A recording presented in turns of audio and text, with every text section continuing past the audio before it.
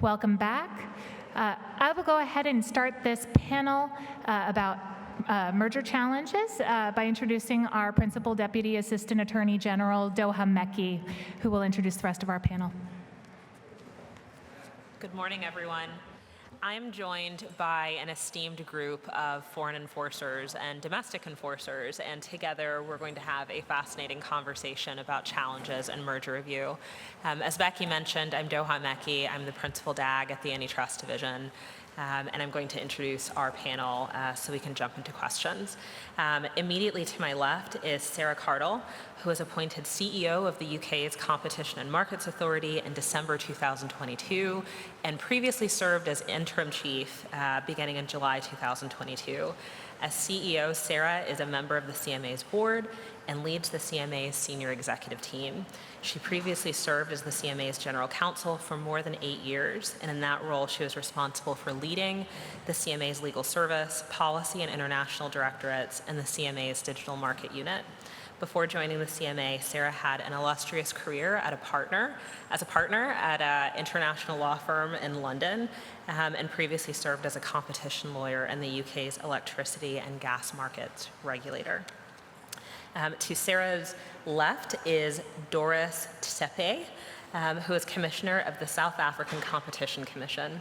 She has been a practicing attorney for more than 20 years with experience across an incredible range of subject matters, including constitutional and administrative law and competition law. She served on an advisory panel on major amendments to South Africa's Competition Act, which was signed into law in 2019. She previously served as managing director of Chadle Thompson Haysom until June 2018, and as a member of South Africa's Judicial Services Commission. To Doris's left is Gwendolyn Coley, who is chair of the National Association of Attorneys General Antitrust Task Force.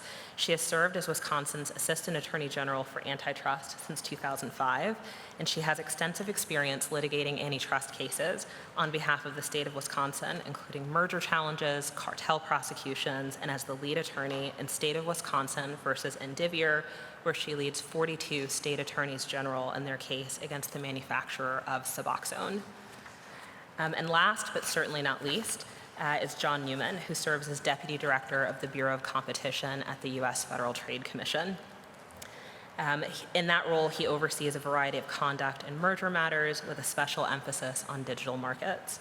He is on leave from the University of Miami Law School and from the advisory boards of the American Antitrust Institute and the Institute for Consumer Antitrust Studies. Before becoming a law professor, John was a trial attorney at the Antitrust Division. Welcome home, John. And worked on a variety of matters here, including the successful trial in United States versus American Express.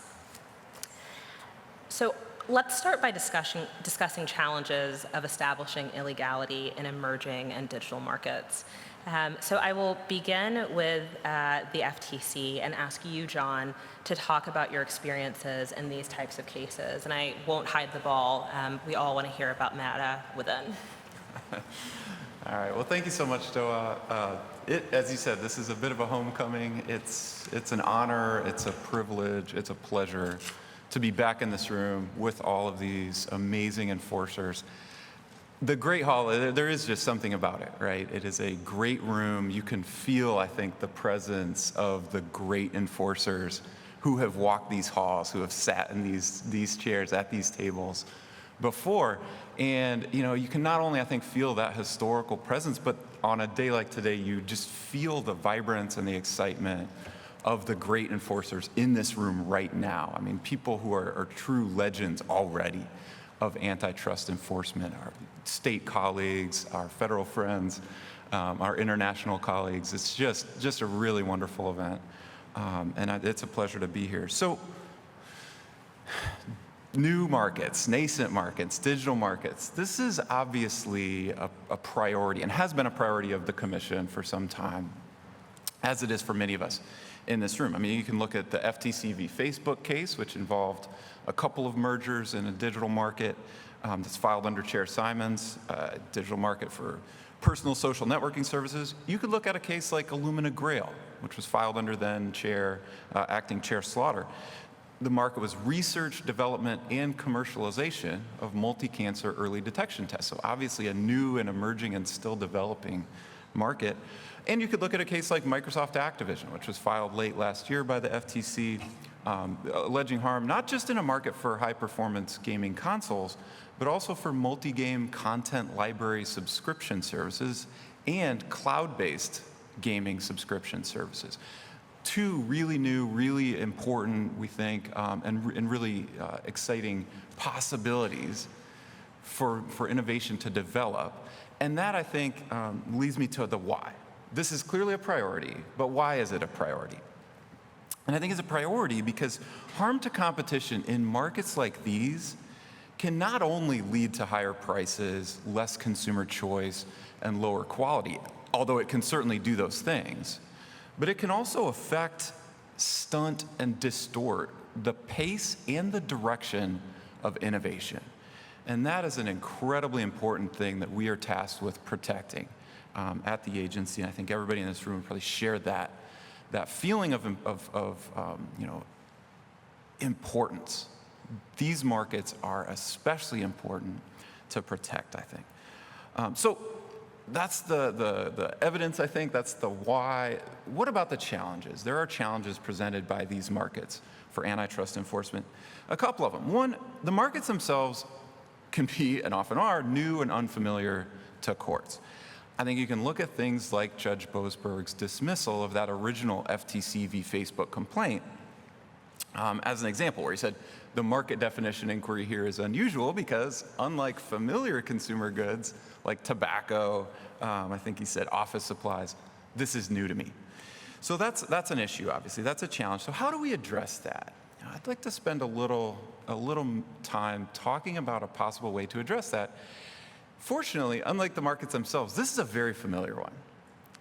Good old-fashioned, effective lawyering, right? Working hand in hand with our economist experts, lawyering advocacy that's grounded in the facts, informed and backed by good economics, I think can overcome this challenge. So I want to take an example of how to, okay, that's right, kind of sounds very nice, but in a concrete way, how do you do that in a given case? Let's talk about MetaWithin. Obviously, a recent example of enforcement effort in a digital new market. A lot of lazy speculation on Twitter suggested there's no way the FTC can make a VR dedicated fitness app market stick. That's just, a judge will never buy that, right? But I want to say from the very start that our team, that's attorneys, that's economists, working very, very closely together, did an outstanding job, I think, of explaining how these apps are different and why that matters. I'll break that down just a little bit further and use an actual sentence from the complaint itself. So from the outset, important to do this. Here's the sentence. VR technology lets users exercise from the comfort, privacy, and safety of home with the feeling and visuals of being somewhere else, atop a mountain, on a tropical island, in a futuristic world, virtually anywhere. Why is that powerful? That's a sneaky good sentence. I'm going to brag about my case team. I feel like I can do that. First, the comfort of home, right? It is annoying to have to leave the house and go to the gym. That's just an intuitive thing. Second, the privacy of home. It can, I'll say firsthand experience, it can be embarrassing to try out a new workout in public. So the privacy of home can be especially important. Third, the safety of home. Coming off the wake of the COVID-19 pandemic, people have experienced quarantines, have experienced being stuck at home. So the safety of home, not needing to leave home, can be a really powerful thing.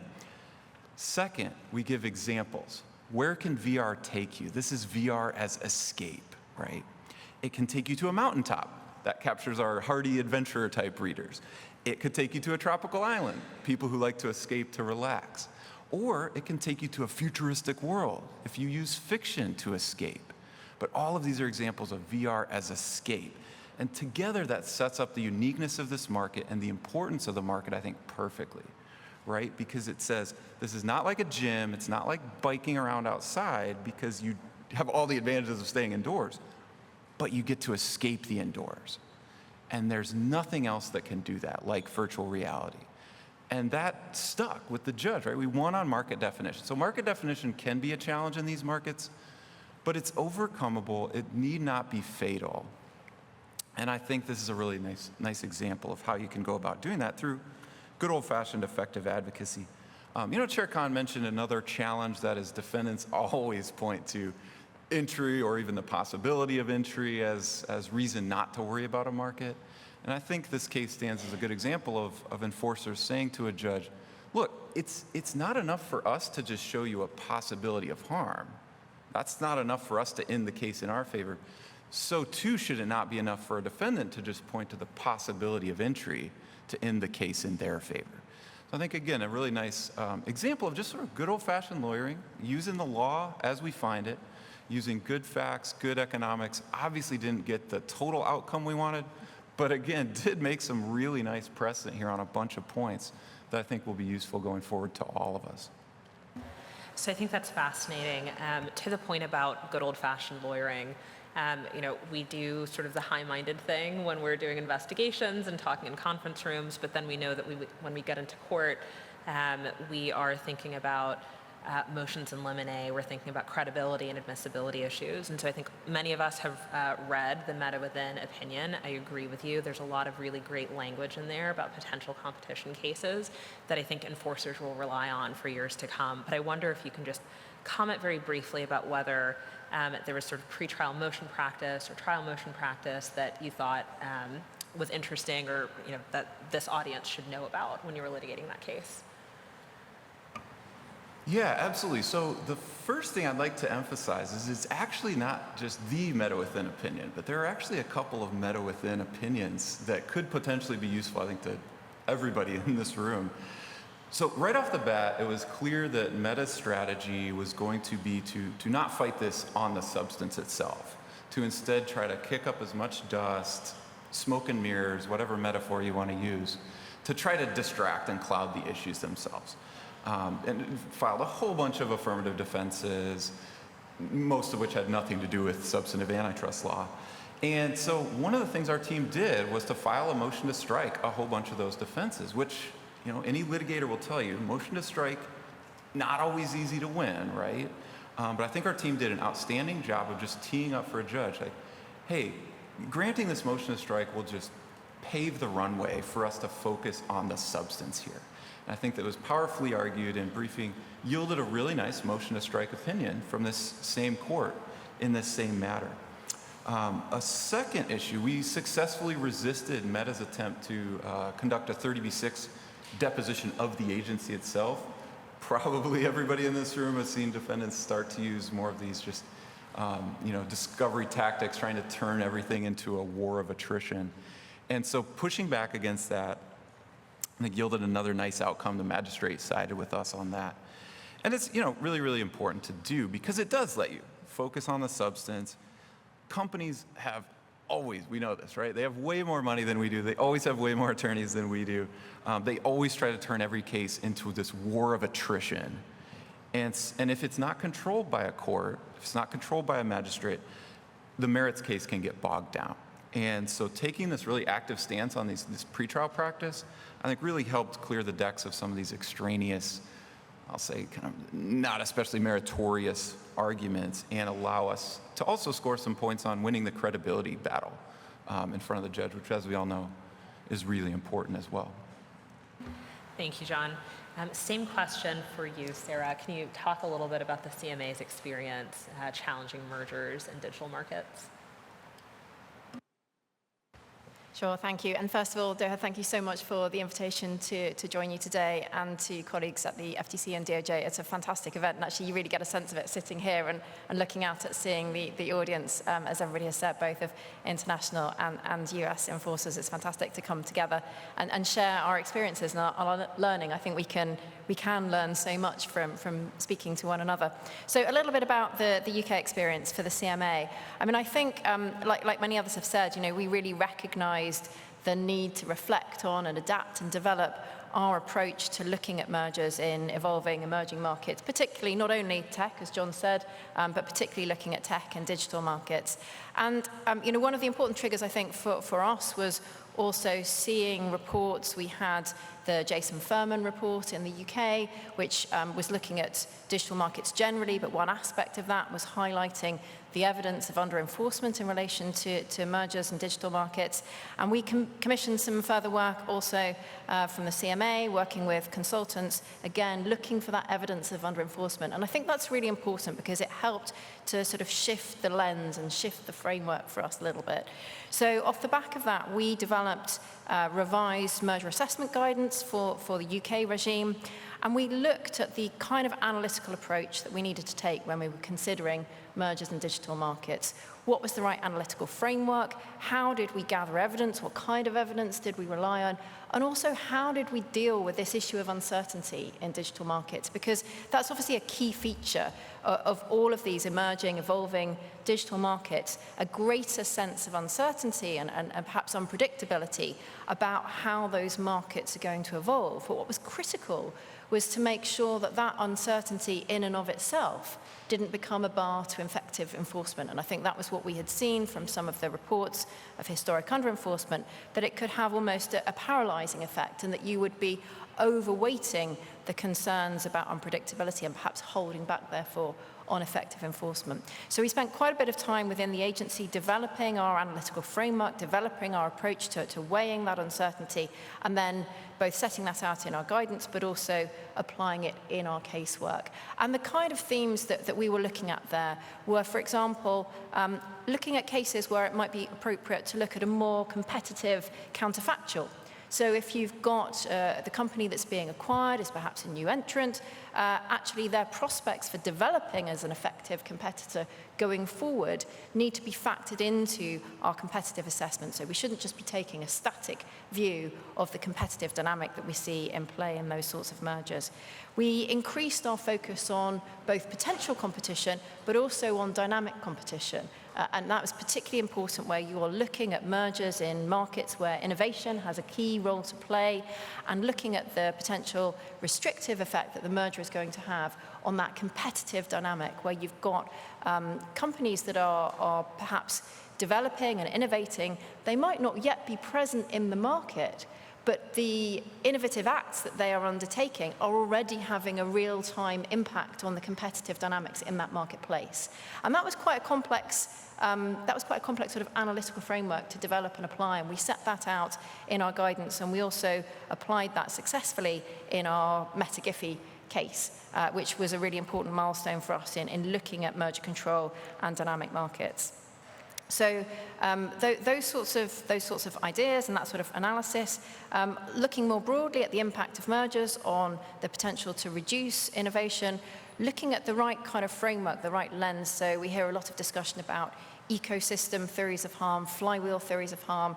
I think the important point for us is to make sure that the competitive analysis that we're applying when we're looking at the impact of mergers in these kind of markets really affects the commercial reality of how those markets are evolving, how those companies are developing and potentially extending their market position across a multitude of different markets. And we've seen that in the CMA. We'd undertaken some quite extensive market studies, also looking at a number of these digital markets, which was really valuable to us in understanding the complexities of those ecosystems and how then when you apply a merger control lens, the impact of a particular merger could help to reinforce those positions of market power and market dominance.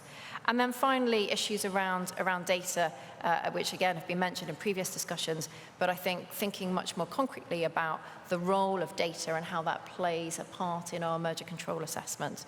So we applied that, as I say, with our framework that we set out in our guidance and also through our cases, and in particular this focus on uncertainty. So when we're assessing our mergers, we're looking at a balance of probabilities test, whether a merger is more likely or not to harm competition, and making sure that we were not overstating the role of uncertainty in that analysis.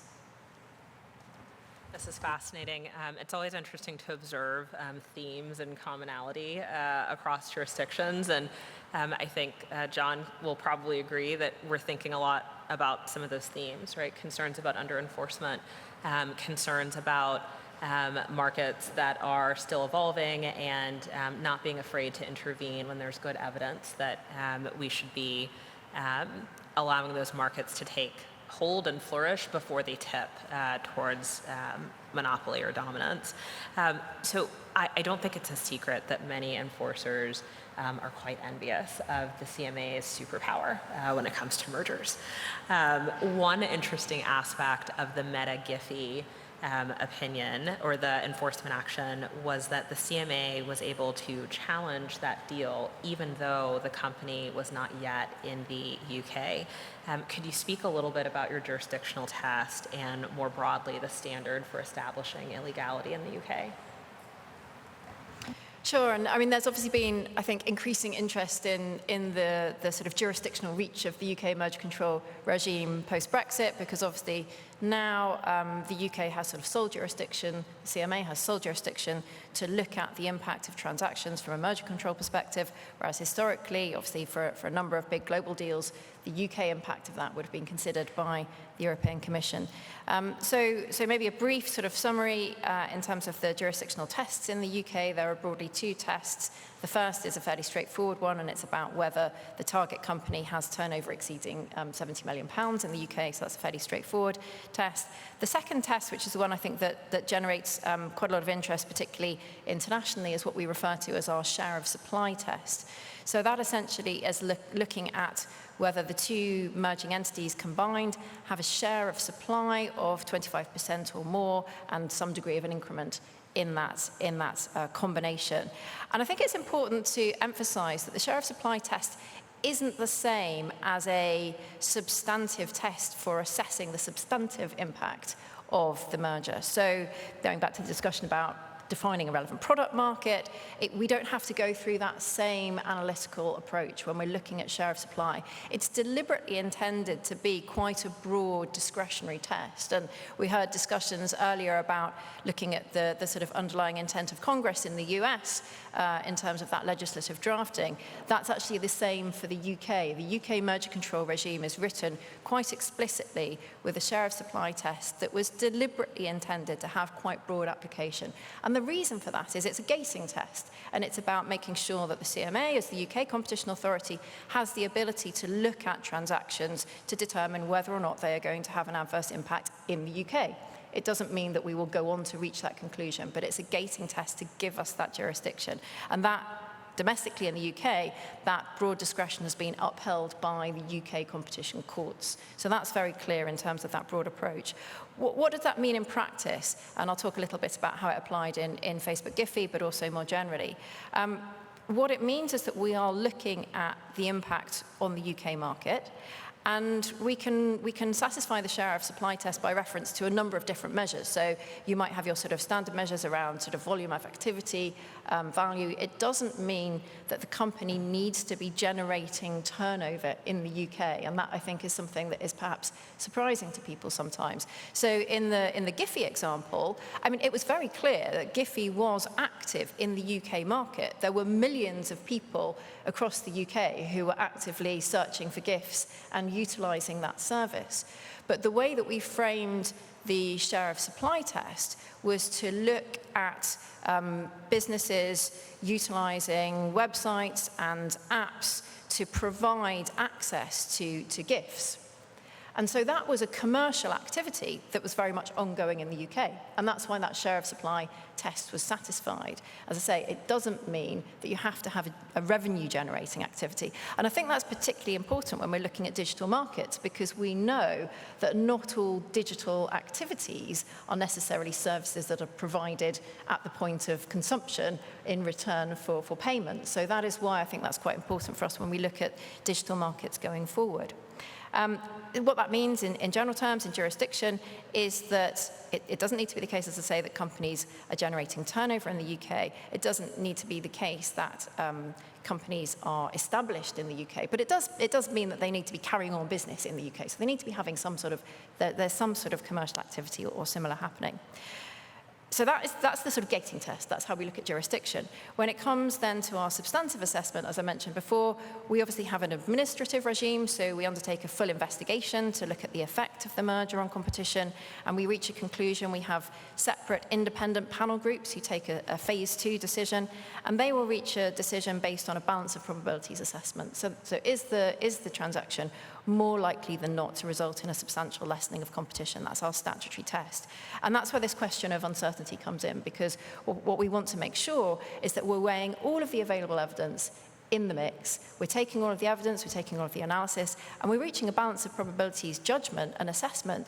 But it's not going to be based on a complete, full, predictable understanding of exactly how a market is going to evolve. There has to be an acceptance of a degree of uncertainty in that, but it's that balance of probabilities weighing up at the end of the day.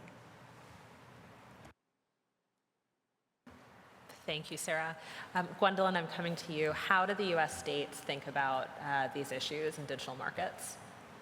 Yeah, well, I would say first, speaking of commonalities, right? I mean, the commonality with the CMA here, we also hear essentially the question, how dare you challenge a nationwide merger when you're merely a small state, or a small group of states, or a subset of the states? And the answer for us, right, without a complicated test, it's because the Supreme Court said we can. In the American Store's case, and every court that has examined the question since has agreed that states have the standing to challenge nationwide mergers. But I also think that this gets to the question of why the states, or the UK or South Africa, not to speak for any of you, of course, want to challenge mergers, and that's because they have real effects on real people in our jurisdictions. So what may be just one dairy plant to a huge company impacts real people with real jobs in our communities. Many markets are local, and that's why in merger transactions we see things like what happened in the Albertson-Kroger case in the initial stages, where states attempted to block that merger dividend payout because of the effect on local markets. Whether the companies have enough money to hire locals or compete as food prices go up matters on a local level. So to think about your initial question, how do we establish illegality in emerging and digital markets?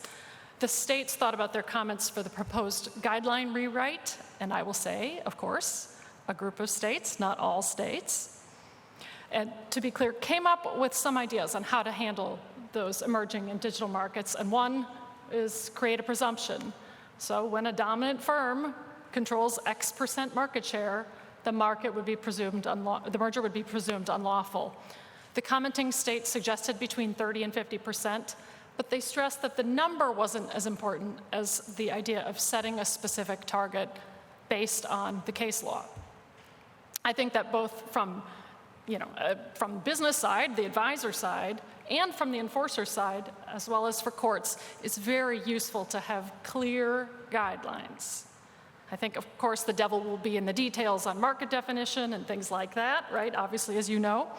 And I know that presumptions are often criticized, but I think that criticism may be overstated. Presumptions are not findings of harm, they're rebuttable. So if there's evidence that something would not harm competition, I think then that can be shown. So that's just one idea from the state's comments. The other point from again, this is a subset of states, but they talked about being very clear about terminology.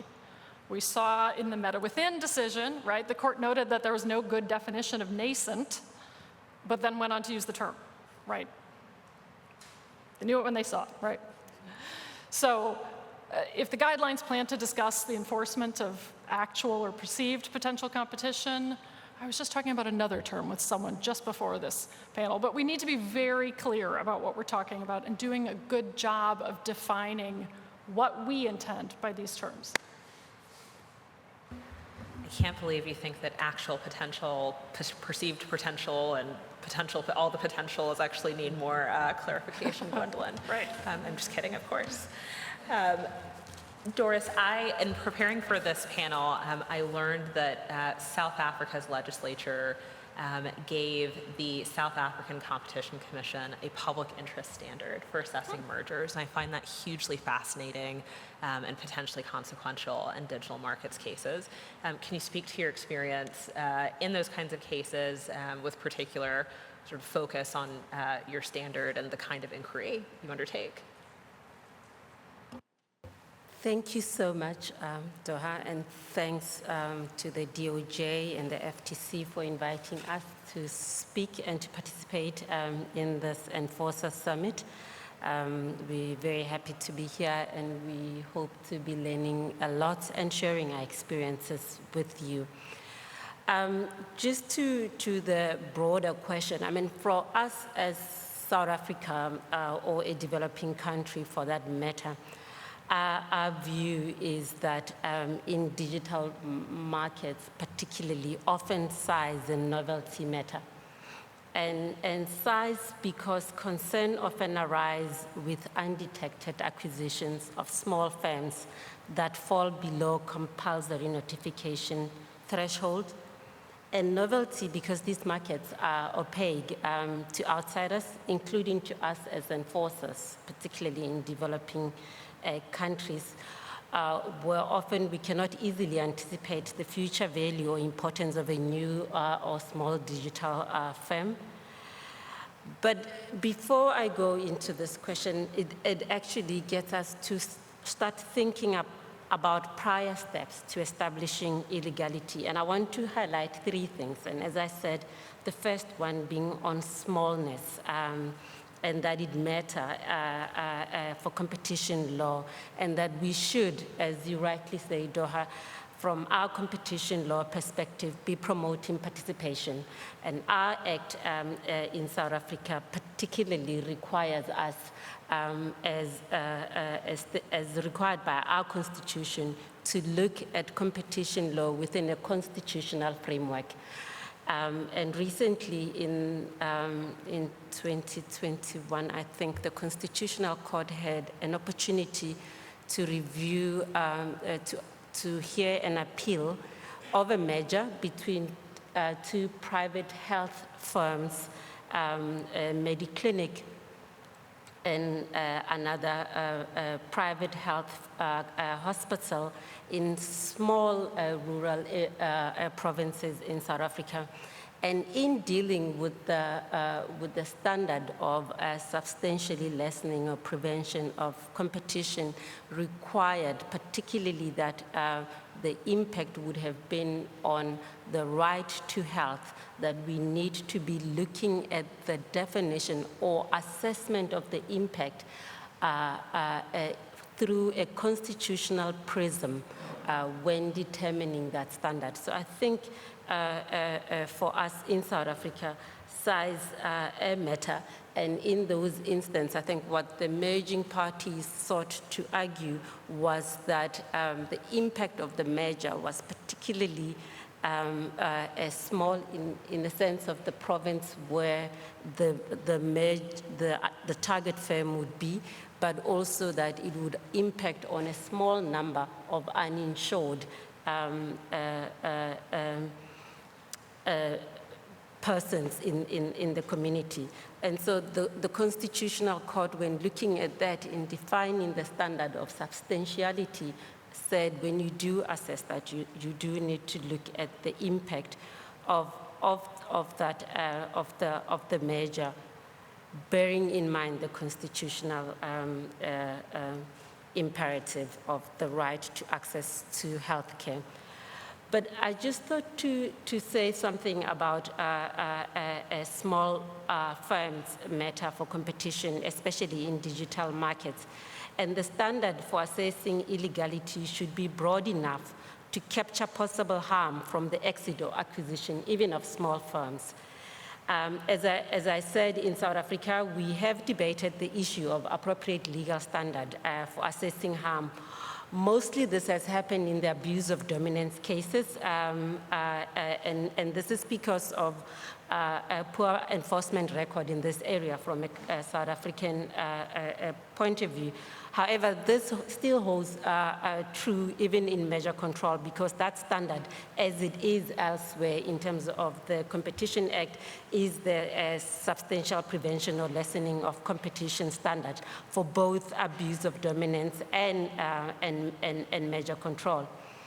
In a developing country context, I heard Sarah mention, John mentioning this particularly, but for us prosecuting in order to meet the rule of reason legal standard is a bit complicated for a number of reasons. Firstly, the large inequity in litigation resources relative to the respondents is quite significant for most of us. We do not have the number of lawyers or economists or any other expert to match the resources that respondents would have. But what compounds this as a second point for us is that there is a law standard for appeal in those cases once it has gone through our adjudicative body, which will be the tribunal.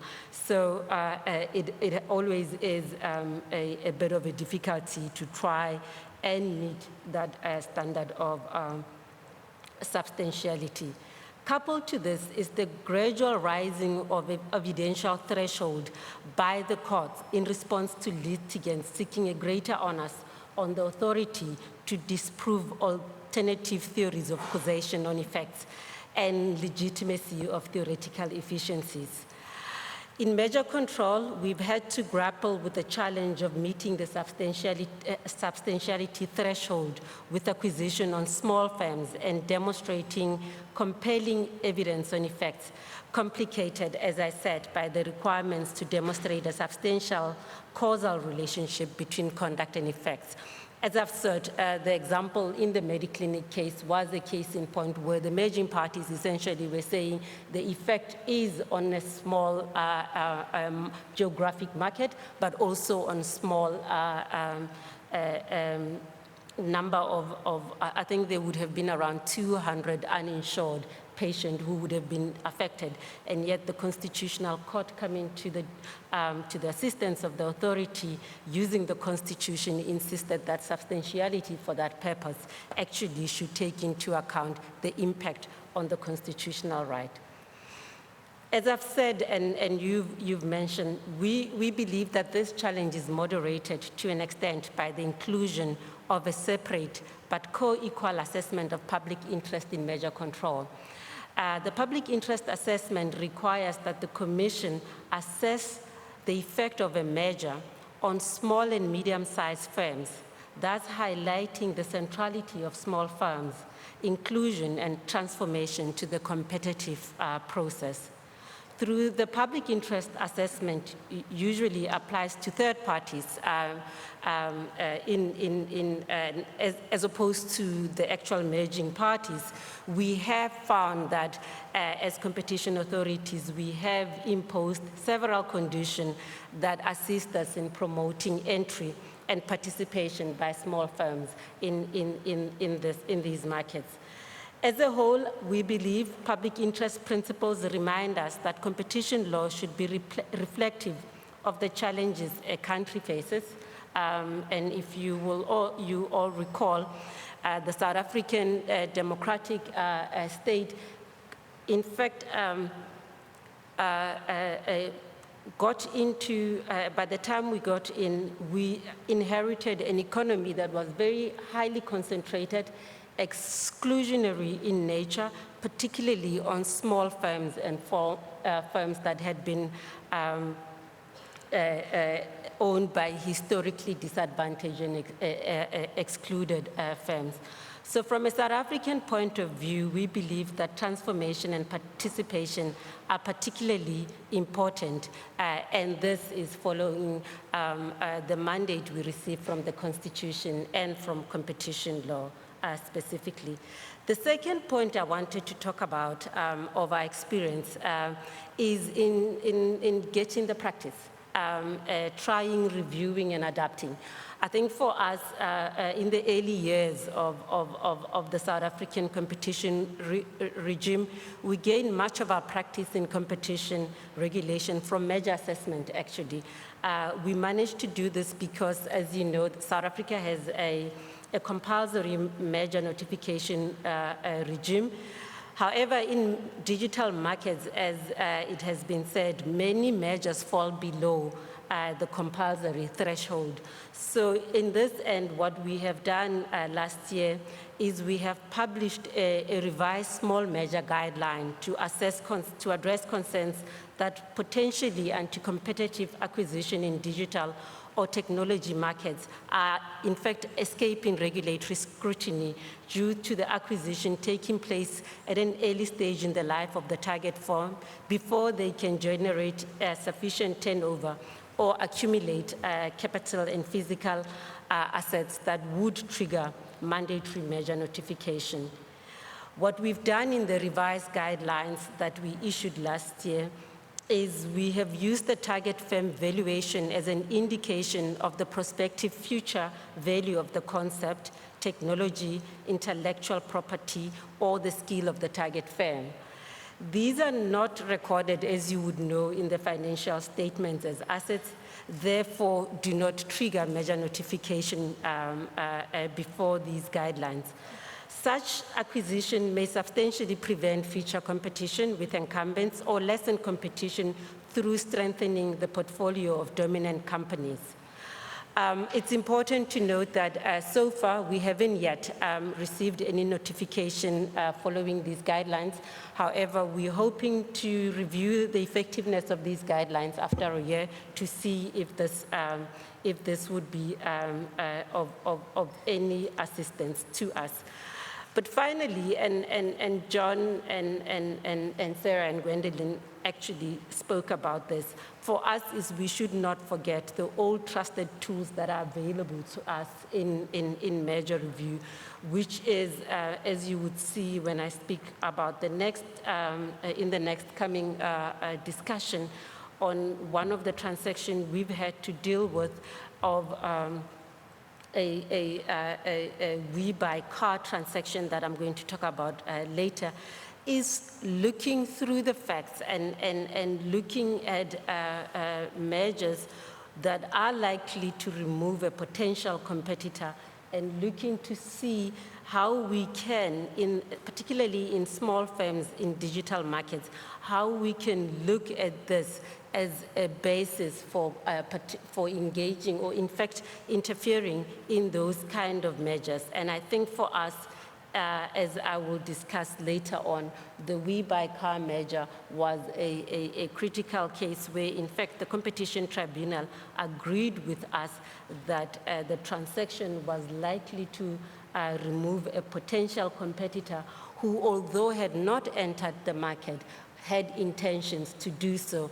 And we were able to do so by showing evidence and through discovery processes of looking at the documents that were before, that had been generated by the merging party themselves to show that the potential competitor in fact intended entering the market at the time. And as I said, the Competition Tribunal in fact prohibited that measure.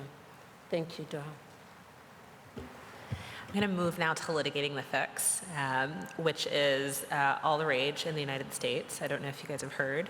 But I'm curious, and actually let me take a step back and define litigating the fix, right? This is when you have a merger review and parties purportedly enter into an agreement, perhaps late in the investigative process or even on the eve of trial, that purport to fix the competition concerns or address them.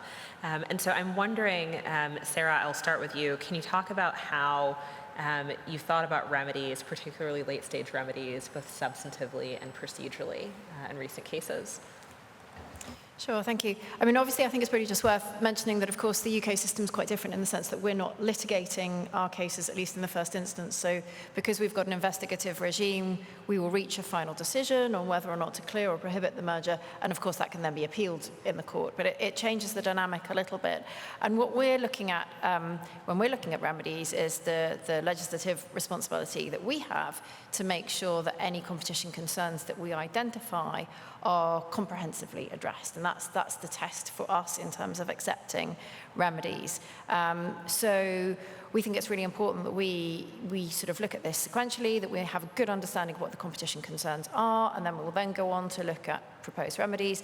Doesn't mean that parties can't engage with us quite early on in terms of putting forward particular or potential remedies, or at least understanding the framework for us looking at remedies. And indeed, it's possible to fast track to a remedies discussion if parties want, for example, to concede the SLC assessment, if they want to concede that there is a competition concern and move straight on to a remedies discussion. That's all possible within our process.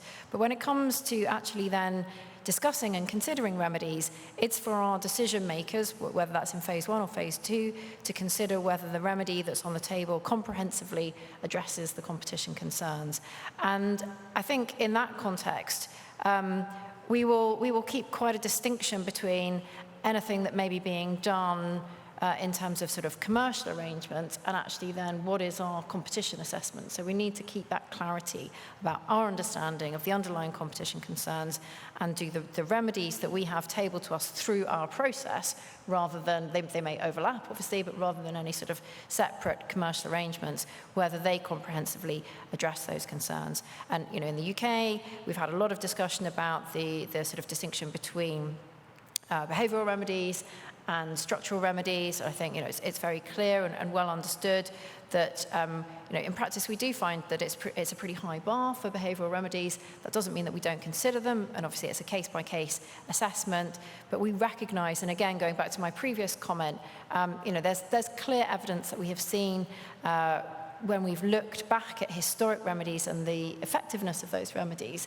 There's clear evidence that there are real complexities with behavioural remedies, both in terms of making sure that they are appropriately scoped, that they do address the competition concerns and enable us to discharge our concerns on that basis, but also that they are capable of being enforced effectively on an ongoing basis. So in both senses, they raise significant challenges, and we will then look at that case by case to understand what's appropriate in each individual case. Gwendolyn, can you speak to how states think about litigating the fix issues? Sure. I mean, the states are experienced with litigating the fix. We did it in both T-Mobile and with you guys in UHG Change, not altogether successfully in either case. And it's a tough position, right? Do we ask the parties to fix it first? Do you really want to rely on the parties' suggested fixes, right? This is to your point. In a past transaction, parties suggested to me that they were going to divest a plant in a place that was hours from a major highway, but we were instead able to secure 2 plant divestitures, both near large areas, one just outside of Chicago. So while that didn't take long to figure out a location, other remedies can take longer to ascertain. The commenting states, again, so just that subset of states, looked at fixes in their merger guideline proposals. One of the suggestions, like the CMA's practice, is that any fix proposals stop the clock. In the state's recommendations, they stop the clock for 30 days while the agencies kick the tires. However, sometimes there's not enough time in the world to investigate a fix, as we saw from the 2020 AAI report on the pharmaceutical mergers and divestitures, with 25% of divested generic drugs overall never making it to market, with an even higher failure rate for those complex generics. Being wrong a quarter of the time about safeguarding competition is a high failure rate, regardless of who suggests it. So, how do we deal with those fixes? Well, I think the answer is, obviously this isn't perfect, but we need to investigate those proposed fixes as much as possible. One of the great things about our partnerships with the states, and I suspect with international enforcers as well, is our on-the-ground knowledge of potential fixes, like with those plants in the case that I had. We can also see that local knowledge in cases like Utah's DaVita and Total Renal Care case, where they were able to have an additional clinic divested. And some states may be able to propose different remedies that can achieve and help alleviate competition issues, like those in the Massachusetts hospital merger between Beth Israel Deaconess Medical Center and Leahy Health System. Regardless, if we are going to go the divestiture route, We want those divestitures to succeed because, of course, these are citizens in our communities. So thinking about how we do divestiture remedies is something the states take very seriously. I want to move on to the topic of sources of evidence and merger challenges. So we often use market shares as a screen, right, as a proxy for the market power of the merged firm. And so there can be direct sources of evidence, there can be indirect sources of evidence. I wonder, Sarah, can you talk a bit about your experience using direct evidence rather than indirect evidence to establish markets and theories of harm?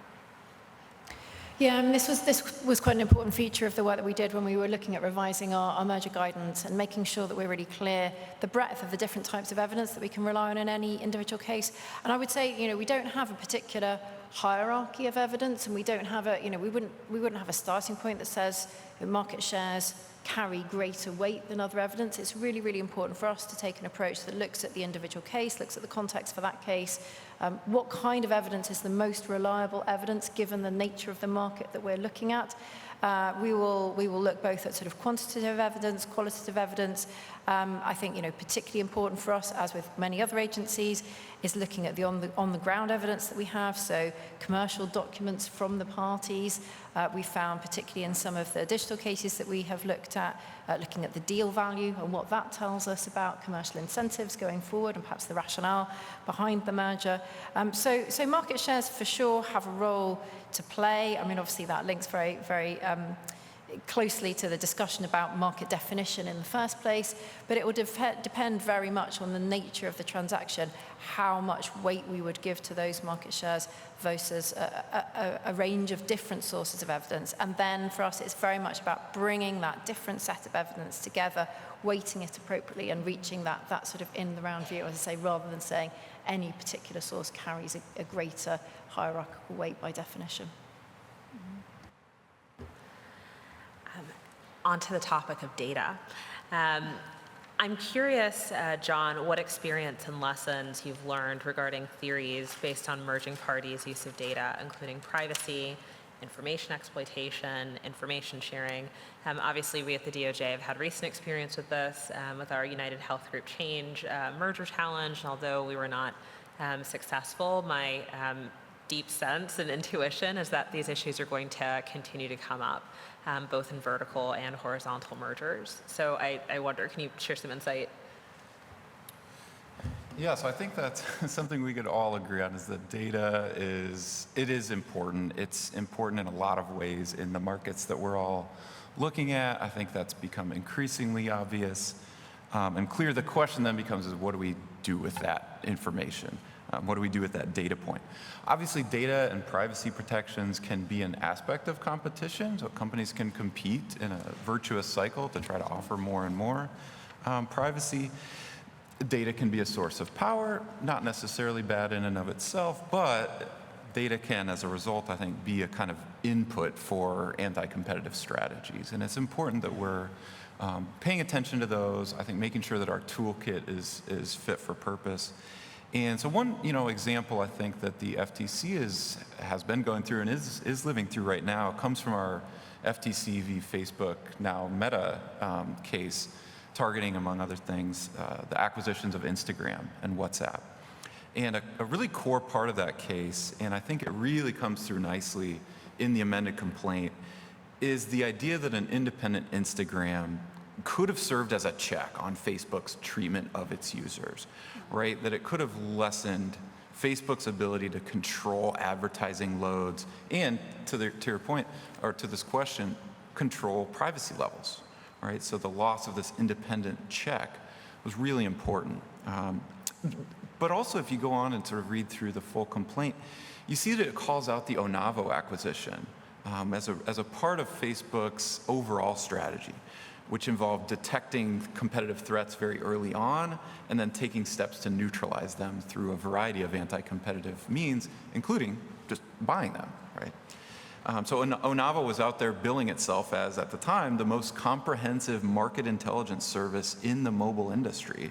It was marketing itself to users as providing a really secure virtual private networking service But at the same time, unbeknownst to many of those users, it was surveilling their activity online and compiling that data into competitively important information. And the complaint alleges Facebook internally recognized that acquiring this surveillance tool, essentially, this company, would help it to identify early competitive threats and turn them into acquisition targets early in the process.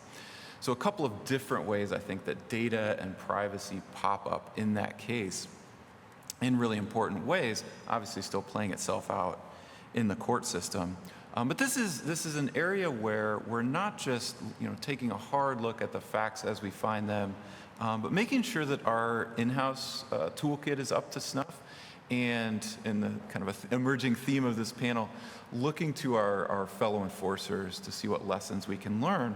Because I think in a lot of ways, we're looking at cases like the United Health change acquisition experience. We're looking at the UK's expertise. The CMA has built out, I think, a really impressive technologist program. We heard Chair Kant talk about our new Office of Technology. So looking around the world, looking at friends close to home, coordinating in-house with our Bureau of Consumer Protection. I think this is another important aspect of how we're trying to grapple with these issues. We have in-house expertise on privacy protections, on companies' use or misuse of data. And so really trying to make sure we're leveraging our internal resources to the fullest extent. I think there can be some downside risks to trying to blaze new trails in this area, but it's essential. I think in a sense there's no choice. Right? We have to follow where companies are going and make sure, again, that we are leveraging the law, leveraging our full toolkit, building out our capabilities across the board, and making sure that we're just up to the task of meeting this moment. Gwendolyn and then Doris, I wonder if you guys have thoughts about the role of information sharing in mergers. Yes, and I want to also address your question just a moment ago about the uses of kinds of evidence and compliment the US DOJ on your Penguin Random House, Simon & Schuster. The merger name alone should have been the giveaway, but the use of direct evidence in that case, and especially the direct evidence of likely effects, not just from the parties, but the potential victims, that was masterful, to use Stephen King's testimony, and an excellent reminder of the importance of having a face for the case. So amazing job on that one, speaking of things we can all learn. So to the question of how do we use kind of merging parties' use of data, yes, right, so that is the Facebook case that the states are appealing, our portion of that, but that's for the next panel. I've talked with my colleagues, including Elizabeth, who's sitting in the front here.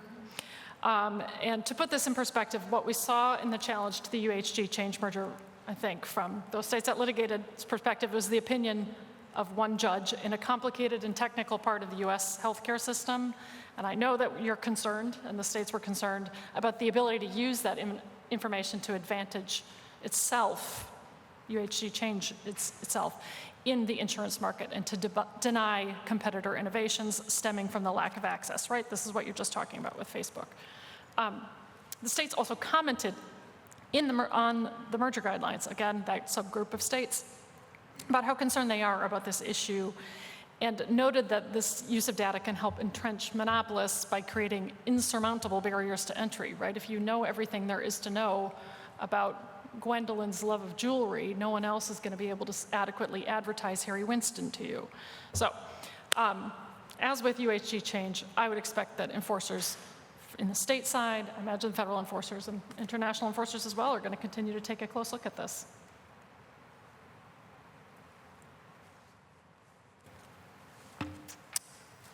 Thank you. The case I mentioned earlier on of We Buy Cars was a case in point for us where portfolio effect actually came to the fore. This We Buy Cars is what we regard in South Africa as a disruptor of online car buying business. Naspers, which is a South African-based internet global firm, actually wanted to acquire We Buy Cars. But in the meantime, Naspers also owned OLX and AutoTrader. OLX is an online advertising entity, and AutoTrader is a vertically integrated, also online car classified. What the Commission sought to do was to argue that the merger would in fact result in network effects, which would lead to self-preferencing combination of different data sets, economies of scale and scope in advertising. And this was because, as I said, because Naspers control OLX and AutoTrader, OLX as an online generalist classified advertising platform was particularly effective at collecting and processing data on private cars sellers, whereas AutoTrader, on the other hand, as a specialist automotive online advertising portal, was effective at collecting and processing and analyzing data obtained from dealership listing on its platform. And We Buy Cars, in the ordinary course of business, collected data on thousands of actual vehicle purchases, inspections, and sales per month. And in our view, having a look at the extensive strategic documents of Naspers, the Commission had no doubt that Naspers had every intent of leveraging whatever synergies they could get between the businesses post-merger. And we were of the view that the merger would then allow We Buy Cars to maintain or, in fact, expand its dominance in the car, what we call the car guarantee online buying market, and as a result, recommended to the Competition Tribunal to prohibit this merger.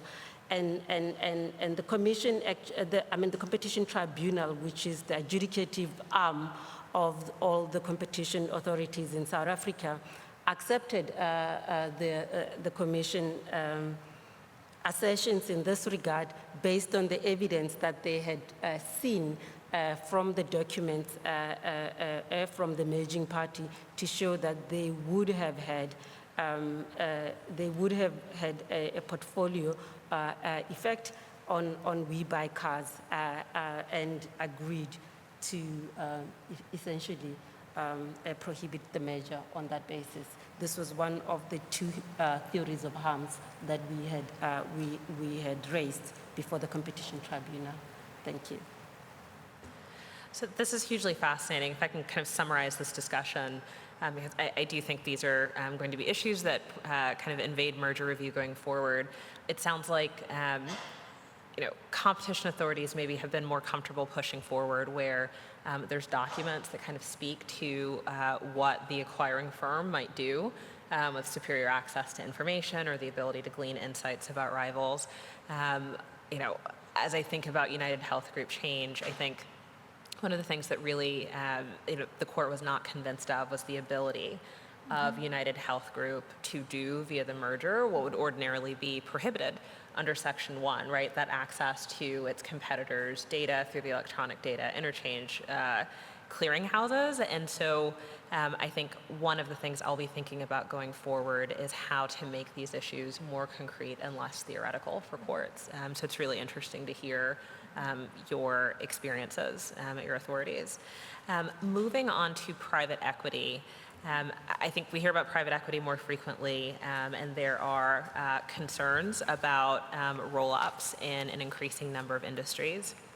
And these industries affect daily life, from veterinary offices to dental practices to dialysis clinics to funeral homes. I think I read in the Washington Post or the New York Times recently that they're also acquiring daycares, which is hugely concerning to me. And so I wonder, Sarah, if you could talk to us about issue spotting. When do roll-ups by particular kinds of firms raise concerns? Yeah, and we share, I think, many of the concerns that you just articulated. And I think it's quite interesting, actually, on merger control, because we often tend to think about merger control as being a kind of non-discretionary area of work. You know, you take the deals that happen to come through on your desk and you look at them. And, you know, actually, when we've been looking at the work that we're doing and echoing many of the comments from Jonathan and Lena earlier this morning, at the end of the day, what really matters as competition agencies is that we are looking at issues that are really affecting the people of our countries. And the kind of deals that you're talking about there are exactly the kinds of deals. I get many sort of letters and complaints and concerns coming through to my desk, and it's those sorts of on-the-ground issues and mergers that are really impacting on people. So VETS is a great example for the UK. We've seen the proportion of independent vet practices dropped from, I think it was about 89% in 2013, and it's down to about 45% of the market in 2021. So it's an absolutely huge drop. And with that, we've seen a sort of, as you say, the growth of private equity, the transition to much more integrated practices, the sort of cross-selling of different services, and people coming away with enormous costs as a result of that. So what part can merger control play? What we have done is taken quite a conscious strategy, really looking out for these transactions. Now, one of the things that's interesting about the UK regime, as I mentioned earlier, is that we have our share of supply test, but we also have a voluntary regime. So it's not essential, it's not mandatory for parties to notify their transactions to us. And what that means is that we have something called our Merger Intelligence Committee, so sort of a sort of standing task force, if you like, that is quite closely tracking and scrutinizing M&A activity and making sure that we're spotting deals that perhaps haven't been notified to us, where we think we have a legitimate interest in investigating those. So VETS acquisitions is very much one that's on the radar for us, and we've been looking really carefully. I mean, quite often these are not acquisitions that are well publicized, so doing some quite close analysis of sort of trade, press, notifications on websites to make sure that we're really tracking the transactions that are happening in that space and calling in a number of those deals for a full review. We've got a number of cases ongoing at the moment. And I think there's a number of important points there. One is about making sure that we're picking those up. The other is the message that it's sending to the sector, because I think it's, you know, to the point that was made earlier about ultimately you want to make sure that the boardrooms are aware of the kind of deals that should or shouldn't be going ahead. And I think we're sending a clear message that this is a sector, it's an area that's on our radar and is going to come in for very close scrutiny.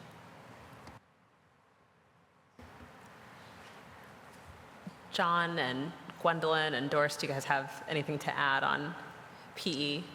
Can I just add quickly? Sure. The states, yet again, in our merger comments, had two quick concerns about private equity.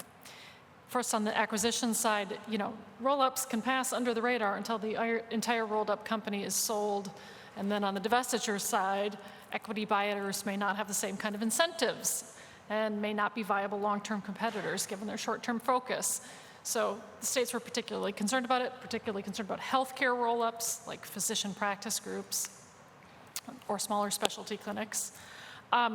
So again, let me reiterate here, not all states are of one mind on this, especially this next part. Some of the things that the states that commented said they thought would be useful would be addressing specific things related to private equity, like specifically investigating whether a transaction would saddle the acquired firm with debt so that they couldn't compete. Their second suggestion, even more controversial, so again, not all states, behavioral remedies. I know they are controversial, but notification of future transactions, if there's a roll-up going on, might be worth considering. And when a divestiture is made to private equity, looking at the end of the transaction, the guidelines should state that federal agencies will analyze what the buyer will do with the asset long term, because the idea of private equity is for these folks to make money, which that's fine, but you need to understand what happens to the asset once those folks sell that firm. So, things to think about. This is fascinating. I'm going to ask Professor Newman. Look, I think some of the criticisms of the interest in PE acquisitions take the following sort of tone. why call out PE as opposed to other kinds of buyers? And I think, at least in the United States, we've said, PE, I think, has enjoyed in the past maybe less scrutiny, and the agencies are sort of bringing PE to where other kinds of acquirers are, right? The kind of review that we would maybe bring to bear on other kinds of businesses, including strategic owners and operators.